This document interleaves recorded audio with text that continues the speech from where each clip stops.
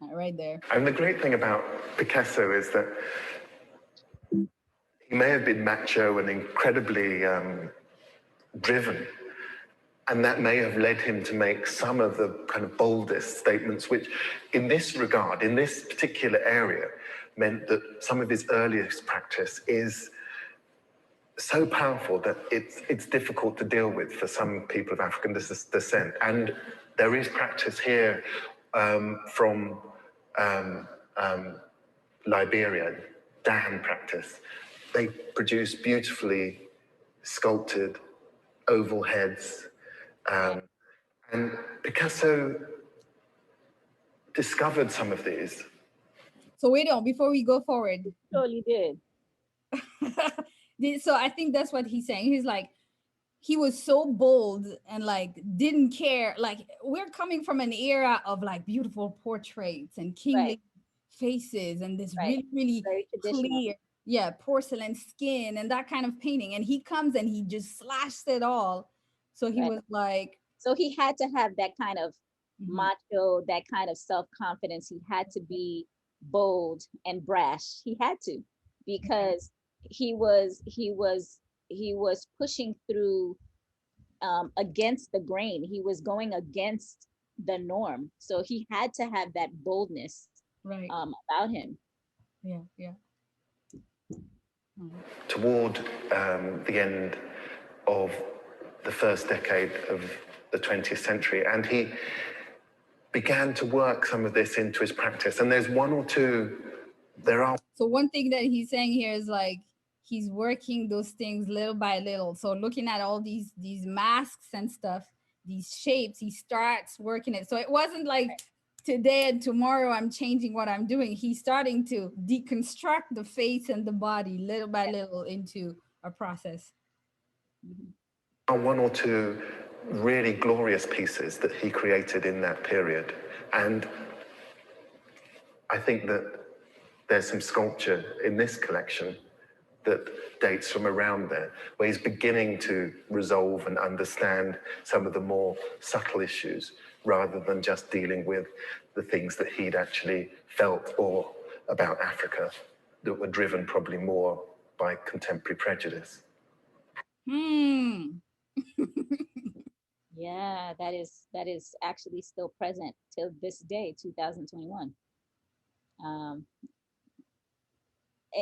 I want to get a better understanding of exactly what he means by contemporary prejudice, or it was driven by contemporary prejudice. His style, his adoption of African imagery was driven by that. And if that is the case, the prejudice against Africa, right, or against Black people, or Black art, or things that are African, that prejudice, why would he pursue it as much if he was prejudiced? So I don't understand that. I don't understand that process. It's like, I'm going to use an entire culture and base entire series off of how they deconstruct things, but I'm going to do it with not an appreciation. And that's, I don't know if I agree with him at the end of the day, because you got to appreciate what you see to be able to integrate it to what you do. No? Well, I mean, I think he did appreciate it. I think he not only appreciated, maybe it was how could this have come from this area? How could this type of visual art come from this area? And so people, let me make it my own, because it really doesn't belong to them. They don't see what it is, you know. I don't know, maybe I can't wrap my brain around that whole prejudice. Maybe we're talking about cultural appropriation right here, because it's like 100%. It's not because I adopt like braids and stuff like that, and swag, and the colored skin even, and clothing and stuff, that I actually really know where it's coming from, understand the culture behind it. I just take it because it's pretty. Right. and maybe that's I'm going to take it as my own and make it my own, make it my or own. represent it as if it is mine, or it Right. comes from me. Like there's no origin. I have given birth to it, you know, and definitely, I agree 100%. As if you came up with this stuff, Definitely. basically. Absolutely, Mm-mm. absolutely. Hmm. That's problematic, you know. Totally. I think in a lot of ways, that is what's missing. In if you I read something somewhere that stated that he saw these masks, and then he went further. He didn't only see it at his friend's house. Who was it? Matisse. Matisse. Mm-hmm. He actually did more research. He went to a museum that had Right. these Yes. pieces so that he can study them even more closely and interact with them and take them all in. So it's not that he saw one thing and then he went home and did his own thing. He imagined something. He actually did the research. Mm-hmm. He actually delved deeper in. Bought a lot of African art, or maybe Right. I don't know. I bought, or I don't know, but yeah, his house was full of those too. All right. Well, you know, it is said that he also had an African period, quote unquote. You know, he had a blue period. He also had an African period, but that was very short. You know, it was, I think, 1917 or something like that. And you know, some short period of time. I think art history places that particular art that he created in that time frame. They labeled it as African period. I don't know. All right, let's Is see that what his label? You know, would he say that that was his label? Or was it something that was put on him, you know, because it represented or because it looked so much like art from Africa, parts of Africa? Yeah. All right, let's see what he says next. And the fascinating thing about particularly Picasso is that if you look back at his writings or the interviews that he gave around his African collection, that he actually sees them as being witnesses to his great creativity rather than points of inspiration. He completely denies that. Okay, so wow. Okay, so wow. Hold on. I have to digest this. I have to. So he's like, I'm smiling and laughing, but it is so deeply hurtful. It is. And that you know, such a person who is known by his first name or last name only. Nobody calls him Pablo Picasso. Right. Everybody calls him Picasso. And from kindergarten up to graduate school, doctorate, in the you dictionary. are studying Picasso as the one who has born this new style of art. And yet he actually didn't even acknowledge. Maybe he might have acknowledged in some ways, but to really point everybody back to, hey, listen, this is where I got my inspiration from. Right. Where my inspiration came from. And that would have never taken away from his actual creations, his actual art, you know? Exactly. But to acknowledge, it's not going to kill you to recognize whose shoulders you're standing on, right? And so, but this word that he said, witness, he's seeing these things as the witness to his greatness. Listen to that quote, witness to his greatness rather than his inspiration. Like, how bold is this? And how white privilege is this to say? It's disrespectful and it's deeply hurtful, you know, because had he done that, possibly, you know, we would have had, you know, in art classes in high school, junior high, kindergarten, you know, that people of all races, all colors, genders would have been would have had the opportunity to be exposed to art from Africa and African artists and or artists that are representatives or descendants of Africans. Right. You know? How that could have done such a huge difference in racial relations in general, on a whole, to actually have that representation. And whoever, so like when you're great, right, in whatever, in sports and art, when you big up somebody or a movement or something, that's all gain for that movement or that person. Right. So that's what you're saying here. If he had said, yes, my deep inspiration is these Right. African roots, and it's coming from this country, that country, I adopted this shape from that and I integrated it into my oil painting Right. or my acrylic, and I figured out this and that, and I even invented this color based on that beautiful sheen I saw on that mask. Right. Right. It would have been like, look at how important African art is. Right. But because he Right. didn't do it, as you say, it's not in the books. We don't hear about it in anywhere unless you take some kind of art class and you're in some kind of art program. You're not hearing Right. about this. And for you, oh, this cubism just came out of Picasso. Right. It's crazy. Yeah. It's offensive. You Very know, offensive. it's offensive because even art teachers, I don't think they necessarily take the time to say, hey, yes, let's celebrate Picasso because he brought this, beautiful style, and he basically tore down walls in, Mhm. in the art, in art. Um, but there, I don't think that they see the significance of those brown faces that are in their classrooms and how important it is to have had that represented, have them represented, because you see yourself in what you're looking at. Right. You know? And so if you don't see yourself, there is an immediate, if not subconscious, diminishment of Mm. you, of yourself, of your Mhm. culture, you know and how important it is for people to actually, give credit where credit is due.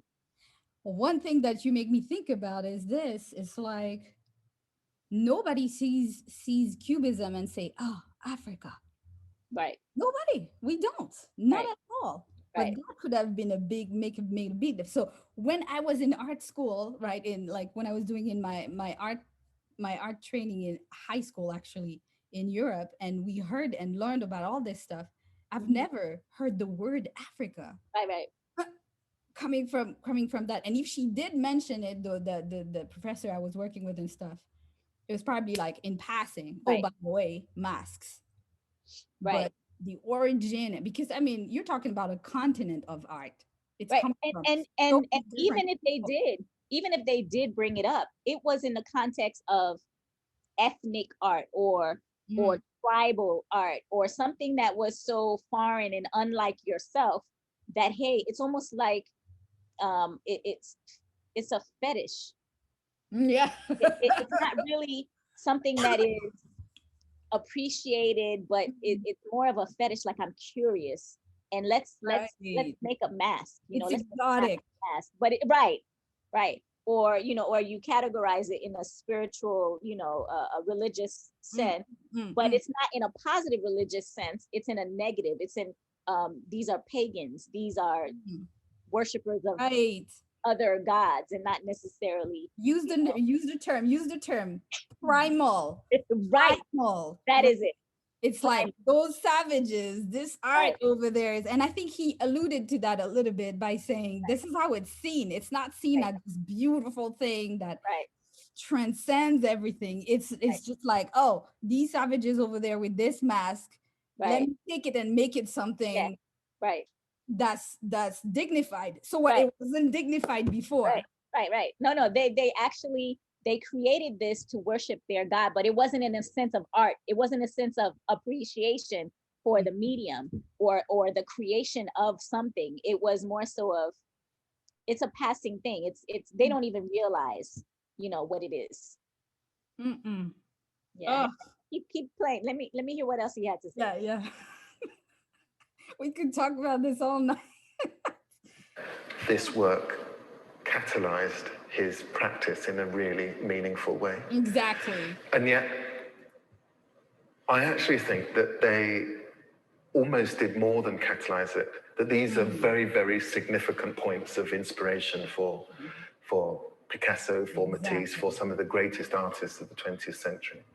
And the Mm. heartbreaking thing, Not I just think, for me Picasso. and for many other people, is that this practice that actually gives birth to the idea of modernity at the turn of the 20th century comes to be known as primitive. Yes. And the practice that it Exactly. inspires as primitivism. I can't think of anything more wounding than that. Mm. It is absolutely wounding. It is Ah. absolutely wounding. It is intentional, which is scary to say, you know, because he's saying that all of these artists had the sense of their inspiration from this area, and yet they chose to not acknowledge. Yes, very But much. then they took it a step further. It becomes primitive, but what they have born out of that inspiration becomes modern art. A movement, like an Movement. entire movement. Right. And that is deeply wounding. I agree with him 100%. Jillian, we did it again. I'm just, I want to continue, and I invite our audience to continue to send us ideas, Right. things to talk about, because I want credit to be given where credit is due when it comes Absolutely. to Black art. It has to be transformed, and we're a drop in the ocean, Right. but deconstructing these videos and talking about these issues together, we're bringing our voice to the rest by saying you need to Right. recognize that it's not primitive, it's kingly. Right. The stuff Right. that we're seeing here is not primitive. It is family. It is, when I'm thinking about Kwanzaa Right. and these, all of these terms, creativity and faith and all of that is in that art, and it inspired so much more than we think it is. So I want to Absolutely. continue dig with you and figure out really, like, modern art. Right. You know how much millions people have made out of modern art, But we didn't even touch on the economics of we it. didn't. We Well, we didn't touch didn't. on it because, I mean, these individuals, they profited Mm-hmm. from this, and that the the originators Mm-hmm. didn't profit from it. Nothing. They got nothing, and they're still getting nothing. But today you can have an auction house auction off a piece of art, from Matisse or Picasso or Cezanne or any one of those great artists Mm-hmm. in the millions, Yeah. which creates um, this sense of legitimacy Right. to their art, and it creates generational wealth. Right. Oh, don't go there. Okay, It, so that let's say that royalties or whatever would have been shared with, hey, I went to this the people to the village, I right, grabbed all of that stuff, and whatever I'm selling, I'm sending something back or whatever.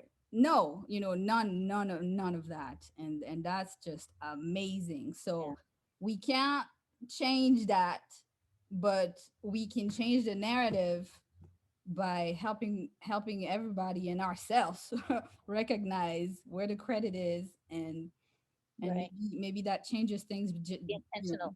for the next generations. Be very intentional, and that's what we're doing in our school. That's Yeah, what we're doing in our art classes, is really starting to talk about those things first before we get to the art. Before we jump to right, the art, let me tell you what beauty and you know what power and what worth is in the art that I'm going to teach you about right, right now. right. Well, cool. Thank you. This was amazing. Thank I you. absolutely love doing these videos with you. And again, to those who are visiting us for the first time, click, submit. What? Click the notification bell. Click the notification Subscribe. bell, subscribe, follow us on Instagram, on LinkedIn, and all of that. We're going to continue dropping videos. Go ahead and drop in as well ideas. We'll go out and explore them and send videos out to you guys, and have that conversation with you. We are also on Clubhouse, and we're going to start having conversations. that can follow whatever conversation we are having right now with more people, because it's not just the two of us, but we would love to hear y'all input. I'm sure we forgot things, right? Oh And dates yeah, and right. names and stuff. So we would love to hear you guys on that. Thank you so much for following us, and we'll see you on the next video. All right. Cheers.